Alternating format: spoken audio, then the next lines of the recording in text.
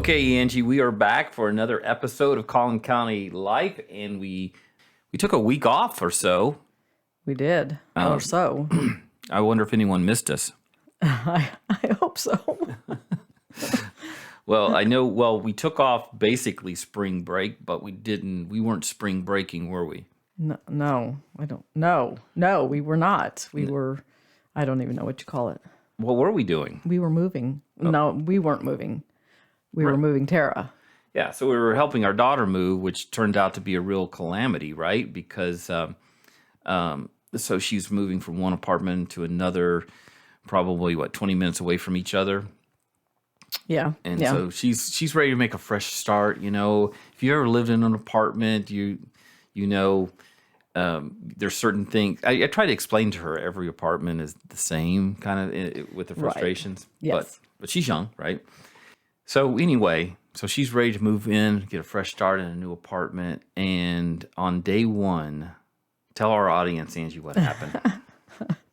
Day one, we've got all the furniture in. We got both dads painting. Mm-hmm. We got both moms organizing, and Tara and I left to go pick up things from her old apartment. Mm-hmm. And we get a phone call that says, there's a crew here that says that they need to come in and demolish your bedroom wall. This wall, by the way, that I'm currently painting. Yes. I'm currently painting this wall. Yes. Because of flooding from our snow event. That's right. So that was the beginning, because they did come in, and fortunately it wasn't the whole wall, but it was enough of the wall. Yeah, there was no negotiation. It wasn't like, hey, we really don't want it. No, they were doing it, right, whether we wanted it or not. Right. But the problem is you would have assumed that being a vacant apartment, they would have done it before day one, of your lease. But you show up on day one of your lease, and they come in and tear the wall out. Yes, and the bad thing about it was just the lack of communication, because she didn't have to move out until actually this weekend. Yeah. Mm-hmm. So she could have stayed in her old place, and they could have gotten all that handled, and then it was kind of one calamity after another with no hot water that night, and just her key fob not working. It was quite the adventure. All the apartment things, and it really came, it came to mind very quickly that what I said was true, that all apartment management companies are basically the same. So hopefully things will get better.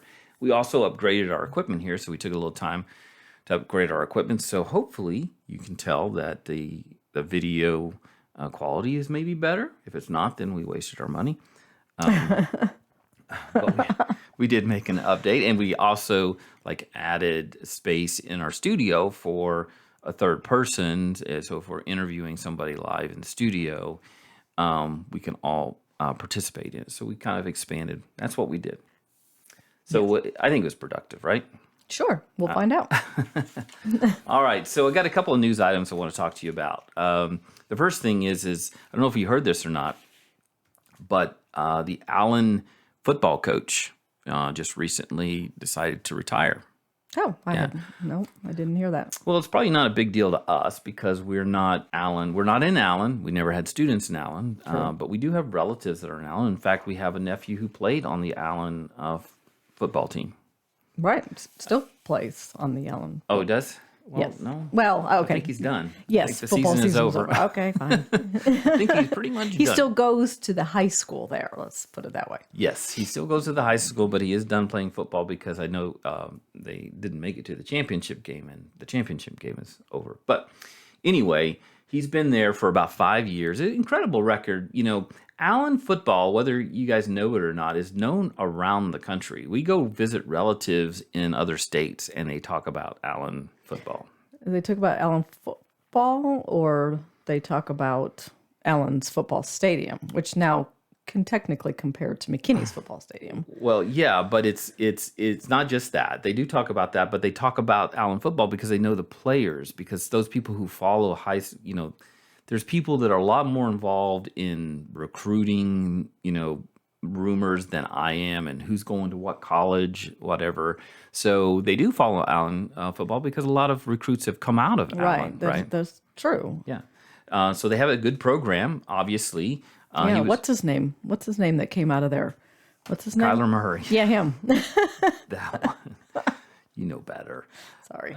Yeah. So Terry Gamble, it was a football coach there. He retired after 5 years. He had a record over 5 years of 65 wins and 4 losses. Right. Wow. Yeah. And in the last 2 seasons, Allen actually went undefeated in the regular season and then lost in the playoffs. But related to that, related to Allen, also is there when when the governor lifted the mask mandates, we were all wondering, well, hey, what are the schools going to do? What are the stores going to do? What are the restaurants going to do? Right. So both McKinney and Allen, according to the local news outlets, the Allen Eagle and the Courier Gazette, both school districts decided to keep the mask mandates for the district in place. Yes, so I'm because sure. Since I sub for McKinney ISD, Yes. on occasion, yes, the letter from the superintendent indicated that they were going to be maintaining the mask and then revisiting that during the summer as to what next year will look like. And I think it's important that for people to understand, when the governor lifted the mandate, he didn't tell people to stop wearing masks. He lifted the statewide mandate that says you must wear a mask in certain places. It's always our choice to wear a mask, and it's always an individual business or organization's choice to continue requiring them. For example, our church that we go to has required them, when we're moving around in the church, and then when we get sit down, we can take our mask off. But they didn't change that policy just because the governor lifted the mandate. Right. So there, there's some balance. We're trying to find balance in all of this, and everyone has their own opinions about masking, right? Yes. And so here's an interesting story related to masking, and it has to do with a conservative Jewish group in Parker. This was reported in both the Courier Gazette and I believe the Allen American. So Parker, like out by Wiley Parker? Yeah. And so there was a conservative Jewish organization that hosted a mask burning party. Did you hear about this? No. No? You weren't invited. I wasn't. That's. I'll keep my opinion to myself. Sure. And so there were several conservative groups that were in attendance at the party. So there was about 150 people there.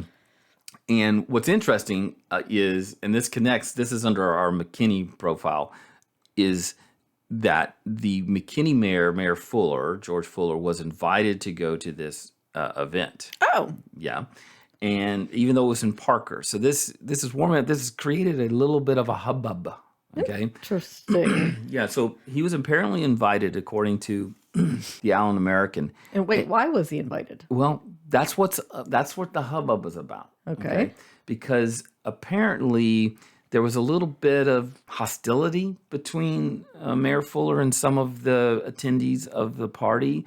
And so being interviewed about that, Mayor Fuller says that he was set up and he was invited to come and speak about, and I quote here, to a group of people in a Jewish conservative candidate type thing. I don't know what that means, but it begs the question of why is the McKinney mayor invited to a Parker, Jewish political, thing, right? And then if you are, why are you going to attend that, in your capacity as the mayor of McKinney? That's interesting, But he says that he didn't know it was a mask burning party and that he only found out about that when he got there and learned that to be the fact. Now, I find this interesting, and I'm not saying that the mayor didn't know, but I knew about this mask burning party, not because somebody invited me, but because it was actually published in national media. I found it on MSN.com a week before the party. So this was a known thing. This was known to be happening. And so I guess the mayor wasn't paying attention to the media because he would have known that there was a mask burning party happening and he was being invited to it, right? Well, somewhat in his defense, I didn't know about it. Well, I understand. But if you're, But I'm not the mayor, and so I don't really pay that much attention to news, probably like a mayor does. well, true. But if you're in and this is not about Mayor Fuller, right? It's about politicians in particular. You have a role of leadership and you have a responsibility, right? And if you're invited to something, okay, it seems to me that you would want to know what it is you're being invited to and what your purpose for being there is. Right. Especially if you're being invited as the mayor of McKinney or in a political capacity. It's like when the governor of California, had a maskless dinner, and he was criticized for that. And his claim was, well, I guess he didn't know. I think that was his first thing. He didn't know that there was going to be that many people there. And I just think that's a cop-out for people in leadership, because I've been in positions of leadership and you just know to ask questions. Well, and also, even as a non-person in leadership, if I'm invited to go someplace that the invitation isn't a good friend or something that I would typically be invited to, I'm going to wonder and question a little bit why I'm invited. Right. So, and that's on a small, insignificant scale. Mm-hmm. So it seems like I agree. Yeah, you are always like setting me up for stuff, right? To go places and do things. And don't I, and I'm not in any, I'm a nobody, but don't I ask questions about, what is this about? Who's going to be there? Well, how long do we have to stay? When can we get out? All right. Yes. It's not natural to not ask questions. Seems like. Right. So anyway, I don't know that. It kind of smells to me and that's why I bring it up, because I'm just so tired of politicians making excuses for their behavior. Right. Right. You just own it. Own what you've done and move on. In fact, to that, we've invited a number of the mayoral candidates to be interviewed on the podcast, and we're hoping that we get the opportunity to talk to them. And Mayor Fuller responds. Maybe we'll ask him about this particular event. Yeah. So now for some funny. Well, let me address this. In McKinney, also, have you ever driven downtown in McKinney and thought to yourself, there's just not enough parking spots? Yeah, well, not just driving downtown, but trying to find a parking spot downtown. Yes, I have experienced that. Right, and especially during large events like Christmas events, that type of thing. Right, especially when they invite everybody in the county to come to downtown downtown McKinney. There are some parking issues, and a lot of times when you're involved in something like this, you say, well, somebody needs to do something about this, right? So they had a study, and they studied the parking facilities that are available in downtown McKinney, and the study came back and said, you know what? You don't need more parking spaces. There are now parking garages. That's correct. So that's helped. Mm-hmm. There's a couple of lots that didn't used to exist, so that's helped. So to me, that makes sense, but we haven't been down there for a large event in a while.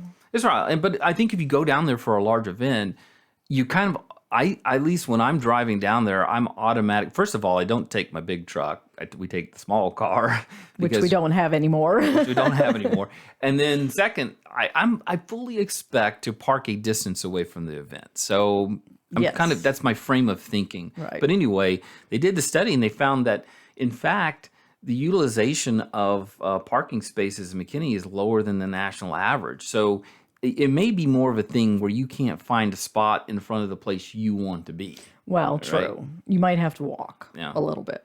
And I think during normal times, like I drive down to McKinney at least twice a month for an appointment, and I can always find a park. In fact, the parking lot that I park in is completely empty. Yes. And I'm the only one in it. Right. Yeah. So I guess it's good news and bad news. But what the project said was that they need to manage it better. And so what I think we'll see coming is signage telling you where to park. And some of the interesting things that came out of it were, for example, employees of businesses, okay, were actually maybe taking the primo spots Right. instead of parking somewhere away from the business. And so that might be part of the problem as well. Right. Yeah. One piece of funny news here comes out of Plano. I hadn't heard of the guy, and I get ridiculed a lot. I follow social media. I have them all. I have TikTok. Do you have TikTok? I do not. Well, I guess you can't spend any time on it. I can't. So there's a orthodontist by the name of Ben Winters out of Plano, and he has 7.8 million followers on TikTok. Okay. Now, I would love to have 7,800 followers of Collin County Life. Right. He has 7.8 million followers. And so you should check him out. He's also on Instagram. Wait, what does a dentist do on TikTok? Okay, apparently the story is that is dancing. So there are some videos of him dancing. Okay. And so he'll do a little jig, blah, blah, blah. I viewed a few of them before the program today, just through TikTok. And it's really a variety of videos about things you shouldn't do to your teeth, things that, the dentist or orthodontist can do for you that you don't have to do yourself. So there's just a lot of things like that in there, but there is some dancing. So the article makes it think that all he's doing on TikTok is dancing, and that's not true. There's a lot of funny videos where he'll take a video of somebody doing something to their teeth. Like there was one video of someone removing their own braces. Ooh. Right. And he was like, no, don't do that. And so I'm not an orthodontist, and I wouldn't recommend that. Well, we have done some of our own self-medicating and self-procedures. Right. So, well, yes. But we never did that because it would be so expensive, I think, to repair. But the point is, he's very charismatic. So check him out. His name is Ben Winters, and his TikTok handle is at Bentist. So at Bentist, BENTISTS, at Bentist. He's also on Instagram. So check that out. So Angie, I've been officing out of the house for probably 15 years. And for most of those years, it's worked out pretty well because when most of those years I was officing out of the house, I was either traveling most of the time or you were teaching full time. So we weren't really here together. Since the pandemic, and we've kind of been forced into this this house together, and sometimes officing out of the house hasn't been convenient. And so today I'm going to introduce you to John Herring from Fuse Workspace up in Prosper, and they have a really cool concept of office space where a person like me, a micro business, can go in and share office space either on a permanent or temporary basis. I'll let him explain that. But the point being is it's really a creative way to sort of get out of the home office feel and maintain your professionalism, if you will. So John is the brand manager and director of operations for Fuse Workspace, and he has an excellent story. He's going to join us.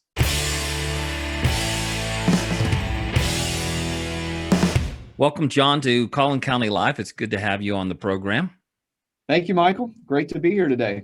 Yeah. So, one of the things we like to ask each one of our guests that we have on the program is, how did you end up coming to Collin County, and then why did you stay? I don't know too many people who have left, but, why did you come and why did you stay? Yeah, we were native Texan, my wife and I, strong roots there with family. I think we're about third or fourth generation at least. We were in Atlanta, Georgia, actually since 2003. So we left Texas for Atlanta, Georgia. And I'll have to say, for those that have been out in the East or the Southeast, it was awesome. Atlanta is like Dallas with trees, is kind of the way we say it. We had an opportunity. I was in ministry, actually, Michael. I was a full-time associate pastor at a large church in Atlanta. And we had an opportunity to come back to Texas to be a pastor in Prosper. So okay, cool. The church has a rich history in Collin County. I was very drawn to the fact that the church was 116 years old when I came. Actually started First Baptist Prosper was actually down south a little bit on the Parvin Homestead, kind of out that direction of Rock Hill, believe it or not. And so all that history really drew me. The church was needed a boost, and I had a great experience in Atlanta. So that's why we came to Collin County. Believe it or not, came to be the senior pastor, the 39th senior pastor Wow. at Baptist Prosper in 116 years. Things have changed quite a bit in those 120 plus years. So I was out at your Fuse facility in Prosper a couple of weeks ago for a meeting. That's when I bumped into you, met you. I was really impressed by not only the building, the space, but I was also impressed by a lot of the things that you told us about what were going on there. So I was wondering, first of all, if you could tell us a little bit about Fuse and where it's located, and what kind of services somebody might receive from that organization. For sure. So Fuse Workspace, our original location, location number one, is in Collin County. It's 130 North Preston Road in Prosper, so about a mile and a half north of 380 on Preston, which when I moved to Collin County 7 years ago was a 2-lane road with the 4-way stop at 380. And now there's massive overpasses, et cetera. So Prosper's grown a lot, and Fuse has really seen an opportunity for us to provide office space, Class A professional office space in really suburbs is not really a good word for it, more exurbs, right. Like Prosper, Salina. And so we have a 3-story Class A office building, 39,000 square feet, right next to Ernesto's, just north of First Street, right there, almost in the heart of downtown Prosper. Yeah, I think you had a Ernesto's, you had a Paleo's Pizza there, so which is kind of rare when you're kind of out of the main suburb there to have all that access to that. So that's great. So when I was out at your place a couple of weeks ago, you talked about the do more concept. So maybe you want to share that with our audience. Yeah, absolutely, Michael. There are actually 2 parts to the do more philosophy. The first part of it is that my team and our building and our space is there to help you do more as a business person. Okay. And by the way, it's not just businesses in our building, it's also nonprofits. And that's the second part of the do more I'll talk about in just a minute. But yeah, during the pandemic, I think a lot of people worked from home, and some people had success and some people did not. And some people could easily work from home and liked it. Others liked the interaction, the community, or needed the technical support or the constant internet. At Fuse, you can plug and play. You can walk in and we've got an electric desk, a very nice Veridesk sit-stand desk. We've got the chair, the file cabinet. You can walk in and start. And my team is there as well. Every Fuse has professional full-time people there to help our businesses do more. We receive your mail. We receive your guests. We make sure your office is comfortable. We've got conference space, 7 to 8 conference rooms in every Fuse. And that just helps people focus on their businesses. So they don't have to worry about the cleaning bill and the electric bill and the getting the internet fixed and all those type of things. We do all that for you. And so do more means that we're there to help you do more. Okay. But beyond that, there's a larger corporate ethos that's super important. Going back to question 1, that I know you share as well. And that is every Fuse really exists to do more for our local community and to do more for the world. Wow. That's a big statement. Yeah. Well, it is. And I mean, the broader statement is we want to make the world a better place. We want to change the world. Okay. And so how does a little business like Fuse do that? Well, one, as I mentioned earlier, we're passionate about for-profits and nonprofits. And so we have a nonprofit program at every Fuse location that allows up to 10 certified nonprofits to come into our building to use our space free or at discounted rates, because we want nonprofits to mingle with the for-profits. Wow. We want our members, our business members, to see what other groups are doing in the community and around the world so that they can become a part of that as well. Because when you're a solopreneur or when you're in a small company, you may not have a corporate officer who's thinking about ways to give back to the community. Right. And so connecting our members with our Prosper Education Foundation, for example, there in Collin County, connecting them with local ministries like Grace Bridge, who are doing fantastic work in Collin County. These are people that are in our building, working in our building, and now they're rubbing shoulders with our our business people as well. And so we begin to see the connections. So what is Every- go ahead. I'm sorry. I was going to say, every fuse that's built is sponsoring a well in Uganda. Every fuse that's built has 2 honorary members that are children in Africa that are going to school now because we built a new building and our members are actually supporting them. And we like to consider those kids as honorary members of Fuse. And so it's just a larger purpose. And that is something that I think every business needs to think about. What are we doing to give back to our community? What are we doing to give back to the world and make the world and our local communities a better place? And so that's near and dear to my heart, of course, as a Christian, as a former pastor, but I think it should be near and dear to everyone's heart. All right, that was an interesting discussion with John. I apologize for the audio quality. It's a little bit off of our normal quality, but we were doing that interview remotely. I have a frog. Yeah, I hear it. I apologize for that. It is that season. It is that season. Time of the year. The allergy season. All right. So coming up next, as always, we want to talk about some of the upcoming events around Collin County. Mm-hmm. So I'm going to turn it over to you, Angie. What do you have for us? Okay. I've got several things actually. So I decided that this time I was going to kind of share some things that are constant things, things to do in different cities that are around all the time. You don't have to necessarily schedule it in this week. Or you're not going to miss it, or that's a good idea. Whatever. So in McKinney, Irwin Park, which is just a short distance up Lake Forest past 380, they have camping. So they have 212 acres. Right. I mean, you don't camp on the whole 212 acres, but they have bike trails. They have dirt bike trails. So when you say camping, are we talking full hookup? No. I can bring my rig out there? No. Okay. We're talking tent. We're not talking glamping. Okay, well, that's a whole different type. We're talking, you're going to smell really bad when you go home if you stay for more than a day. Okay, so what do people have to do if they want to go out there? Can't they just go out there and set up their tent? Nope. You got to make a reservation. And we can post the number, but the number is 972-547-2690. Okay. Collin County History Museum is in McKinney. It is. Yes. And so they are through March on Saturdays only. Right now, you can schedule a tour. I'm glad you pointed that out because if you go to their website, it does show their schedule as they have a full week schedule, right, including Saturday. But apparently they haven't been doing the full week schedule, correct? Right? Okay, correct. So in March they're only on Saturday. Yes, and then starting in April, they're returning back to the regular hours. So you don't have to schedule anything. And the regular hours are Thursday through Saturday. Okay, good. 10 to 4. And that is on the corner of Virginia and Chestnut. So it's just east of the square. It's not actually on the square of McKinney. Right. And then on March 27th in McKinney, Chestnut Square. If you've never been to the Chestnut Square, that little heritage village there, I've been there on several field trips. They are hosting a murder mystery show and dinner. Okay. And it sounds really cool because they give you a little snippet online of what the murder mystery is going to be. And so it is based in, if I remember correctly, 1938, somebody was killed, and they actually suggest that you dress in period costume. I was going to ask that. Yes. Should I ask? Yeah.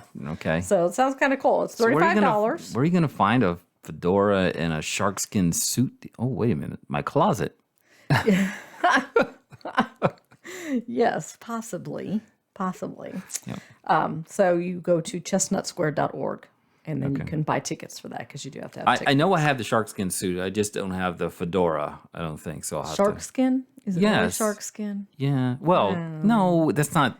People didn't walk around wearing shark skin suits. It's sort of the shiny material that looks like shark skin. Right. And can we still fit into the shiny shark I believe skin? so. Mm-hmm. Okay. It's stretchy. In Frisco this weekend, and this apparently was in Allen last weekend, but we missed that because we didn't do a podcast.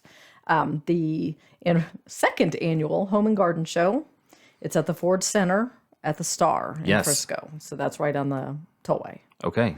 It is running March 19th through the 21st. Okay. Okay, so Friday, which is that's today. 2 to 6 So today. you got to get out there. I love home and garden shows because I they do too. always have.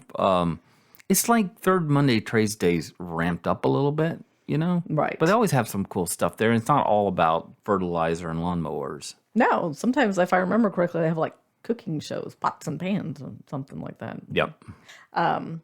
Saturday, 10 to 5, Sunday, 11 to 5. Okay. So, and it's free, which isn't always the case. Nope. So, and they also have arts, gifts, and a gourmet marketplace. I'm not sure what that means. Fantastic. Also in Frisco, every third Saturday of the month on their downtown area on Main Street, they have what's called Rail District Outdoors on Main Street. Okay. And it's called the Rail District because a railroad track runs through Frisco. Yes. I don't know if the train still runs on it, but the track's still there. Gotcha. So 9 to 5 on Saturday. So start tomorrow, but this is the third Saturday. But Okay. so tomorrow is the third Saturday. So this would be the third Saturday of April as well. Correct. Okay. So it's the third Saturday of every month. Correct. Okay. Yes. So it's an open air marketplace. They have music. They have food, outdoor food trucks. And the purpose of this is to support the small businesses. Gotcha. Okay. Frisco, they have the National Video Game Museum. Okay. Okay. So remember the arcades of the 80s? The asteroids, Space Invaders, Pac-Man. Yeah. Yeah. Frogger. Remember all those? Well, technically, I think Pong was it in the 80s or was it the latter part of the 70s? I can't remember. Pong was early. I did see on their site, they did have a ginormous Pong. Oh, well. Okay, so they're including Pong. Yes, but that's not part of the arcade. So they have an 80s arcade. It's an actual room Gotcha. like the 80s arcade that I used to hang out in every Friday and Saturday night when I was in high school.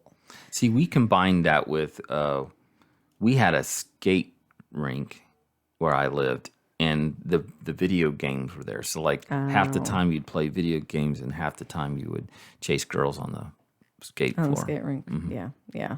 They also have a timeline of consoles, which, so I guess it would, that's where the museum part comes in. Like in Nintendo, or those consoles. Right, but way back, like Atari, and all the, Nintendo, I don't know them all because I only had an Atari.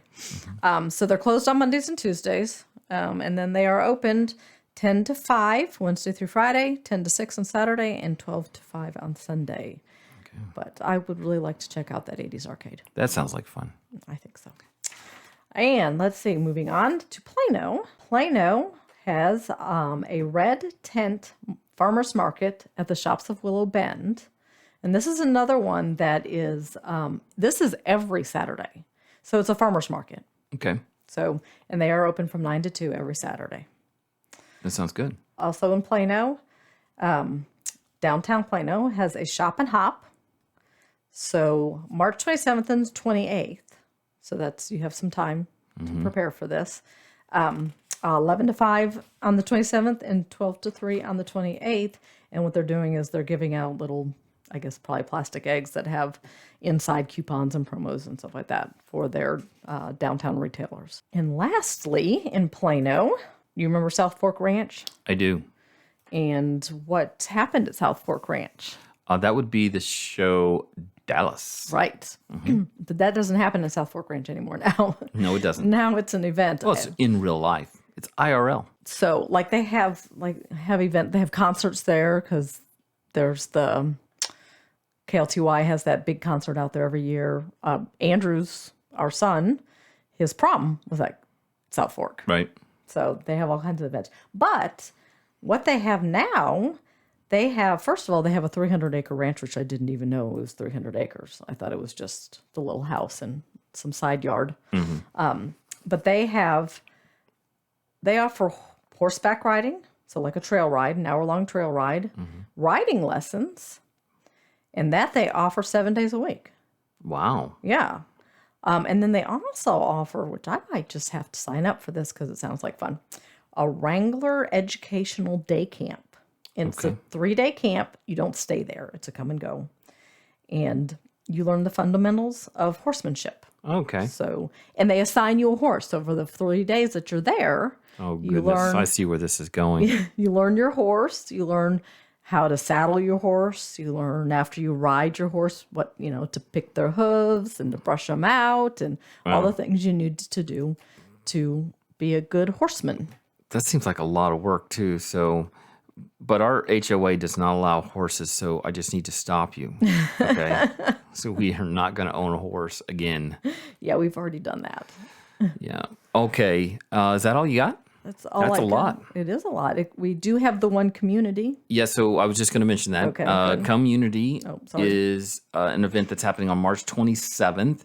You can go to Community, so it's COME, unity.church to find out more information about it. But the exciting thing for me is I really like Tony Evans. I've listened to him for years, and he's going to be the keynote speaker at that event on March 27th. That is from 6:30 to 8:30. It's being held at the McKinney Football Stadium, Correct. just north of 121, off of not Lake Forest, Hardin. Yep. It's Hardin. Hardin Road and 121. The key here, though, is you do need to go to the website. So you got to go to comeunity.church to register. So you don't have to pay anything, but you have to register in advance. So obviously they want to control the number of people that are coming to the stadium. So we want you to be sure to do that. Yeah, I think it'll be fun. All right, so that's what we got for this episode. We thank you for listening. As always, please join us on Facebook. We do have posts during the week and whatnot that aren't associated with the podcast itself. And you can find us on Facebook at Collin County Life Podcast, or you can go to our website at collincounty.life. Also look forward to our midweek Bible study episode coming up here. I know I promised that last week, but it is definitely coming up, and that's something we're going to be adding to the series. So thanks again.